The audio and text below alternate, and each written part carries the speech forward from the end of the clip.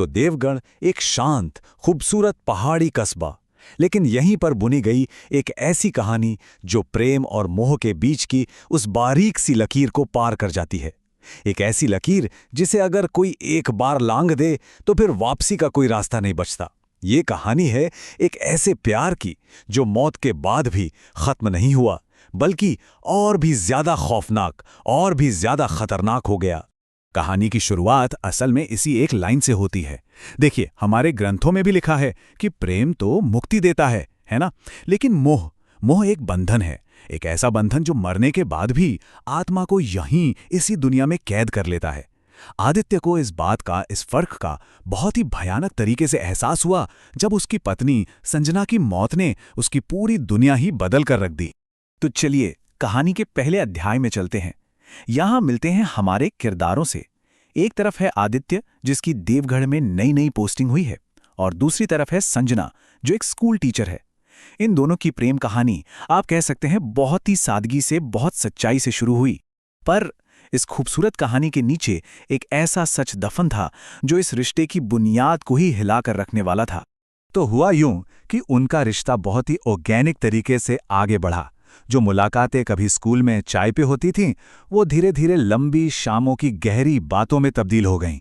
फिर एक दिन आदित्य ने हिम्मत करके अपने दिल की बात संजना को कह दी, और संजना ने भी बस एक मुस्कुराहट के साथ इस रिश्ते पर अपनी मोहर लगा दी। ऐसा लगा जैसे वो भी बस इसी पल का इंतजार कर रही थी। और यहीं कहानी में एक बहुत बड़ा मोड़ आता है, वो अनकहा सच। होता यह है कि इस खूबसूरत रिश्ते के बीच एक ऐसी सच्चाई खड़ी थी जिससे ये दोनों ही बेखबर थे। सच ये था कि आदित्य के परिवार वालों ने उसकी शादी पहले ही संजना की ही छोटी बहन श्रुति से तय कर दी थी। अब सोचिए, ये एक ऐसी गुत्थी थी जिसने 3 जिंदगियों को एक ऐसे मोड़ पर लाकर खड़ा कर दिया था जहां से आगे का रास्ता किसी को नहीं पता था। जब श्रुति को ये सब पता चला तो उसने एक भी शिकायत नहीं की। उसने अपनी खुशी अपनी बड़ी बहन के लिए बस यूं ही कुर्बान कर दी। उसका ये त्याग दिखाता है कि वो कितनी निस्वार्थ थी। लेकिन शायद किस्मत को कुछ और ही मंजूर था, क्योंकि यही त्याग, यही कुर्बानी आगे चलकर एक बहुत ही भयानक मोड़ लेने वाली थी। तो खैर, आदित्य और संजना की शादी हो जाती है। 3 साल किसी खूबसूरत सपने की तरह बीतते हैं, पर ये खुशियां ज्यादा दिन टिकने वाली नहीं थी। अब कहानी का रुख बदलने वाला था। प्यार की गलियों से निकलकर अब ये कहानी मौत की एक खौफनाक दहलीज पर दस्तक देने वाली थी। सब कुछ बस एक रात में बदल गया। संजना ने अचानक सीने में भारीपन की शिकायत की, और इससे पहले कि कोई कुछ समझ पाता, अस्पताल पहुंचने से पहले ही उसकी सांसें रुक गईं। अचानक हार्ट फेलियर। आदित्य के लिए ये सिर्फ उसकी पत्नी की मौत नहीं थी, नहीं, ये उसकी पूरी दुनिया का खात्मा था। वो इतने गहरे सदमे में था कि उसे हकीकत और वहम में फर्क करना भी मुश्किल हो रहा था। लेकिन असली खौफ की शुरुआत तो अब होनी थी, शमशान घाट पर। सोचिए, मंत्र पढ़े जा रहे हैं, आदित्य ने कांपते हाथों से मुखाग्नि दी, लेकिन संजना का शरीर जल ही नहीं रहा था। चिता बस सुलग रही थी, जल नहीं रही थी। जैसे कोई अनदेखी ताकत आग को आगे बढ़ने से रोक रही हो। और फिर लोगों के बीच कानाफूसी शुरू हो गई कि आत्मा मोह में फंसी है, ये जाना नहीं चाहती। और उसी रात आदित्य का सामना उस डर से हुआ जिसकी उसने कभी कल्पना भी नहीं की थी। घर में, किचन में उसने संजना को देखा, बिल्कुल वैसे ही, वही लाल साड़ी, वही खुले बाल। वो बस एक पल के लिए मुस्कुराई और फिर अंधेरे में गायब हो गई। आदित्य का दिल, उसका दुखी मन ये मानने को तैयार ही नहीं था कि ये सच हो सकता है। उसे लगा, नहीं, ये मेरे गम का वहम है और कुछ नहीं, ये बस मेरे दिमाग का एक खेल है।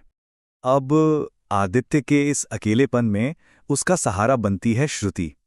वो अक्सर उससे मिलने आती, उसका ध्यान रखती। उसके आने से आदित्य को थोड़ी हिम्मत भी मिलती। लेकिन धीरे धीरे श्रुति का यही सहारा, यही साथ एक बहुत ही भयानक रूप लेने वाला था। क्यों? क्योंकि संजना का मोह इतना गहरा था कि वो मौत के बाद भी आदित्य पर अपनी नजर बनाए हुए थी। श्रुति में ये बदलाव बहुत धीरे धीरे आए, इतने धीरे कि पहले तो आदित्य ने ध्यान ही नहीं दिया। उसे लगा शायद ये बस इत्तेफाक है। लेकिन जब श्रुति ने बिल्कुल हूबहू संजना के तरह चाय बनानी शुरू कर दी, जब उसने संजना की पसंदीदा साड़ियां पहनना शुरू कर दिया, और तो और वो वही खास इत्र लगाने लगी जो सिर्फ संजना इस्तेमाल करती थी। तब आदित्य के रोंगटे खड़े हो गए। वो समझ गया, ये श्रुति नहीं है, ये संजना की आदतें हैं जो श्रुति के शरीर में दोबारा जिंदा हो रही थीं। लेकिन शक यकीन में उस दिन बदला जब आदित्य ने यूं ही बातों बातों में एक पुराने लाल दुपट्टे का जिक्र किया और श्रुति ने बिना एक पल सोचे उस दुपट्टे और उसके साथ रखी चांदी की पायल की बिल्कुल सही जगह बता दी। ये एक ऐसा राज था जो सिर्फ और सिर्फ आदित्य और संजना के बीच था। उस पल आदित्य का दिल दहल गया। वो जान गया था कि श्रुति के जरिए उससे जो बात कर रहा है वो संजना ही है। अब आदित्य को ये बात पूरी तरह साफ हो गई थी कि ये मोहब्बत नहीं है, ये एक खतरनाक कब्जा है, एक पोजेशन। वो श्रुति को इस तरह हमेशा के लिए नहीं खो सकता था। उसे ये भी समझ आ गया कि इस अलौकिक ताकत से वो अकेले नहीं लड़ सकता, और इसीलिए उसने मदद के लिए गांव के बाहर रहने वाले एक तांत्रिक बाबा सुदर्शन नाथ के पास जाने का फैसला किया। बाबा ने आदित्य की पूरी कहानी सुनी और सुनते ही उसे चेतावनी दी। उन्होंने समझाया कि बेटा, प्रेम आत्मा को आज़ाद करता है, लेकिन मोह उसे जंजीरों में जकड़ लेता है। तुम्हारी पत्नी की आत्मा प्रेम में नहीं बल्कि मोह में फंसी है, और जब आत्मा मोह में फंसती है तो उसके लिए प्यार और पागलपन के बीच का फर्क मिट जाता है। तो बाबा ने इस आत्मा को मुक्ति दिलाने के लिए एक अनुष्ठान बताया, और उसके लिए कुछ बहुत ही अजीब और सच कहूं तो डरावनी चीजों की जरूरत थी। अमावस्या की रात की शमशान की राख, पीपल के पेड़ की सूखी टहनी, काले तिल और संजना के अंतिम संस्कार वाली जगह से एक मुट्ठी मिट्टी, हर चीज का अपना एक मतलब था और इसके बिना ये पूजा अधूरी थी। आदित्य को ये सब जुटाने में 2 दिन लग गए, और इन 2 दिनों में उसे हर पल लगा कि कोई उसे देख रहा है, कोई उसे रोकने की कोशिश कर रहा है। अमावस्या के 2 दिन बाद बाबा आदित्य के घर पहुंचे, और जैसे ही मंत्रों का जाप शुरू हुआ, घर का पूरा माहौल बदलने लगा। खिड़कियां जोर जोर से अपने आप बजने लगीं और श्रुति का शरीर बुरी तरह से कांपने लगा।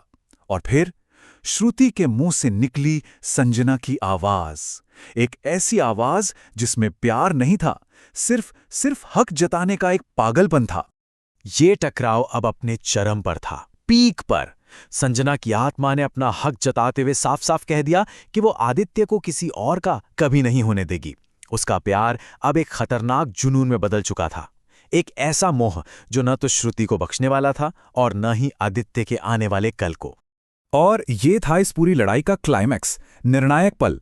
बाबा ने आदित्य को इशारा किया संजना के अंतिम संस्कार की वो मिट्टी हवन कुंड में डालने के लिए, और जैसे ही वो मिट्टी आग में गई, श्रुति ने एक भयानक चीख मारी और एक काली परछाई धुएं की तरह उसके शरीर से निकलकर आग की लपटों में कहीं गायब हो गई, और श्रुति वहीं बेहोश होकर गिर पड़ी। आत्मा जा चुकी थी, कमरा एकदम शांत था, लेकिन जो खौफ आदित्य के दिल में बैठ गया था वो खत्म नहीं हुआ। लड़ाई तो खत्म हो गई थी, पर उस मोह का साया वो अभी भी वहीं था, एक अनकही चेतावनी की तरह। अगली सुबह जब श्रुति की आंखें खुलीं तो उसे उस रात के बारे में, उस कब्जे के बारे में कुछ भी याद नहीं था, कुछ भी नहीं। अब आदित्य के ऊपर था कि वो उसे और दोनों परिवारों को वो भयानक सच बताए। और जब उसने बताया तो हर कोई सन्न रह गया। जिस रिश्ते को वो एक नई शुरुआत मान रहे थे, उसकी नींव में अब एक गहरा डर बैठ चुका था। और जाते जाते बाबा सुदर्शन नाथ एक आखिरी और शायद सबसे डरावनी चेतावनी देकर गए। उन्होंने कहा कि मोह की जड़ें बहुत गहरी होती हैं। ऐसी आत्माएं कभी पूरी तरह से खत्म नहीं होती, वो बस सो जाती हैं और सही वक्त का इंतजार करती हैं। ये एक बात आदित्य के दिल में हमेशा के लिए एक डर बनकर रह गई। तो आखिर में ये कहानी हमें एक बहुत ही अहम सवाल पर लाकर छोड़ देती है। क्या होता है जब प्यार अपनी हदें पार कर जाता है? क्या वो मोह बनकर एक ऐसा जहर बन जाता है जो सिर्फ जाने वाले की आत्मा को ही नहीं बल्कि पीछे रह गए लोगों की जिंदगी को भी तबाह कर देता है? ये एक ऐसा सवाल है जिसका जवाब शायद हम सबको अपने अंदर ही खोजना होगा।